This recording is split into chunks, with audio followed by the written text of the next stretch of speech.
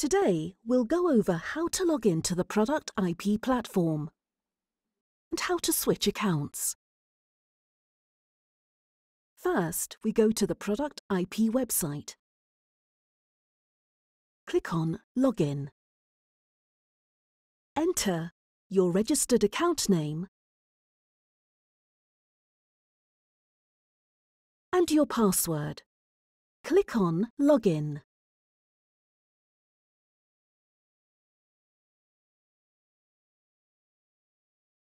After logging into your account, we can click on Switch Account.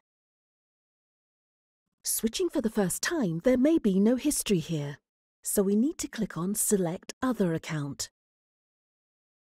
Then the account you can support will be shown below. For example, this TIC Combi account below. Click on it. Then the switch is done and you are in the account you support. When needed, you can click on the Chinese flag and system language will change to Chinese. Thank you.